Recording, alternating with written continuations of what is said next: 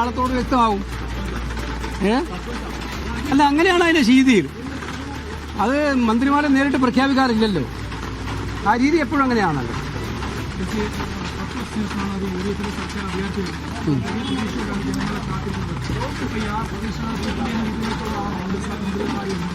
തീർച്ചയായിട്ടും UDFന്റെ ഏറ്റവും പ്രഗത്ഭമായിട്ടുള്ളൊരു ടീമായിരിക്കും മന്ത്രിമാരായിട്ട് സത്യപ്രതിജ്ഞ ചെയ്യാൻ പോകുന്നത്. കേരളത്തിലെ ജനങ്ങളുടെ പ്രതീക്ഷകൾക്കനുസരിച്ചിട്ട് അത് മുന്നോട്ട് കൊണ്ടുപോകാൻ ഉള്ള ഒരു നല്ല ടീമിനെ ആയിരിക്കും അണിനിരത്തുന്നതിൽ സംശയം വേണ്ട. ആലപ്പുഴയുടെ പ്രതീക്ഷകളും നമ്മുടെ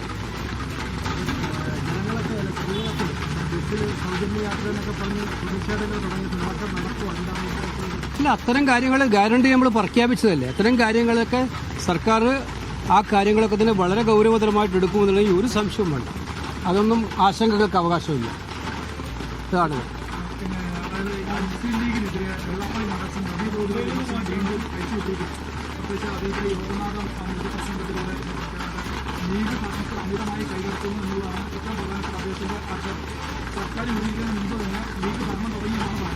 അല്ല, എനിക്ക് പറയാനുള്ളത്, സർക്കാർ രൂപീകരണം തുടങ്ങിക്കഴിഞ്ഞിട്ടേ ഉള്ളൂ.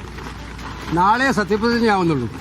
ഈ സർക്കാർ വരുന്നതിന് മുമ്പ് തന്നെ ഇത്തരം വിഷം ചീറ്റുന്ന പ്രസ്താവനകളൊക്കെ ഒഴിവാക്കപ്പെടേണ്ടതാണ് എന്നുള്ള കാര്യം സംശയം വേണ്ട. നമ്മുടെ നാട്ടിൽ വർഗീയത ഇളക്കി വിട്ടാൽ അതിനെ ജനം അംഗീകരിക്കില്ല എന്നുള്ളതിന്റെ തെളിവാണ് ഈ തെരഞ്ഞെടുപ്പ് ഫലങ്ങളെല്ലാം. അതുകൊണ്ട് തൊട്ടതിനും പിടിച്ചതിനൊക്കെ തന്നെ ലീഗിനെ പിടിച്ച് ആക്രമിക്കുന്ന ശൈലി, അത് നാട്ടിൽ സ്പർദ്ധ വളർത്താനുള്ള മനഃപൂർവ്വമുള്ള ഉദ്ദേശത്തോട് കൂടിയിട്ടാണ്. നല്ല ഉദ്ദേശമല്ല. എനിക്കറിയാനുള്ളത്, എനിക്ക് അഭ്യർത്ഥിക്കാനുള്ളത്, ഒരു സർക്കാർ വന്നു, പുതിയ സർക്കാർ വന്നു, ജനങ്ങൾ പ്രതീക്ഷയോടെ കാത്തിരിക്കുകയാണ്. ജനങ്ങൾ കാത്തിരിക്കുന്ന ഇപ്പം എന്താണ്? ഇത്തരം തമാശകൾക്കല്ല.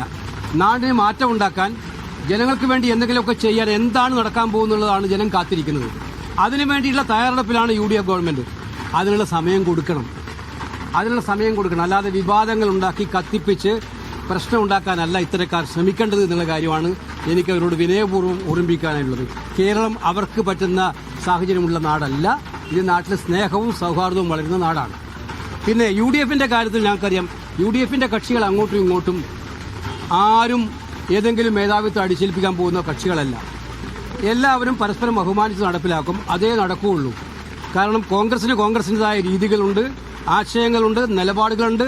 ലീഗിൻ്റെതായിട്ടുണ്ടാവും. പക്ഷേ ഇത് UDF സംവിധാനമാകുമ്പോൾ പരസ്പരം അംഗീകരിച്ച് എല്ലാവർക്കും യോജിക്കാവുന്ന നടപടികളുമായിട്ട് മുന്നോട്ട് പോകത്തുള്ളൂ എന്നുള്ള കാര്യത്തിൽ സംശയം വേണ്ട. ഇങ്ങനെ വേറെ തെറ്റിദ്ധാരണാപരമായിട്ടുള്ള പ്രസ്താവനകൾ വരുന്നത് നല്ല സുഗമമായ ഗവൺമെന്റ് പ്രവർത്തനങ്ങളെ പിന്തുണക്കുന്നതിന് പകരം എതിർക്കുന്നതായിട്ട് ജനം മനസ്സിലാക്കും.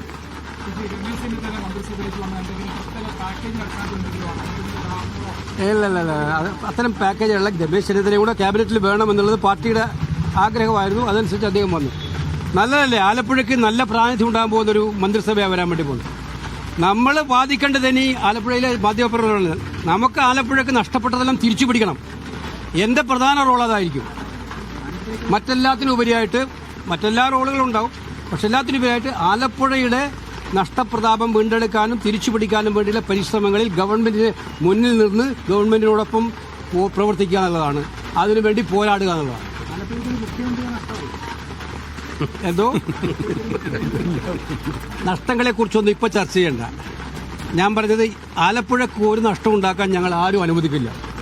അത് എൻ്റെ ഒരു വാക്കാണ്. ആലപ്പുഴക്ക് നഷ്ടം ഉണ്ടാക്കാൻ പറ്റില്ല എന്നുള്ളത് വാക്കാണ്. ഞാൻ അന്നു മുതലേ പറയുന്നല്ലോ, 96 മുതൽ ഇങ്ങോട്ടുള്ള പൊക്കിൾക്കൊടി ബന്ധം പോലെയുള്ള ബന്ധമാണിത്. അതുകൊണ്ട് ആലപ്പുഴക്ക് കിട്ടേണ്ടതെല്ലാം പിടിച്ചു വാങ്ങിക്കും.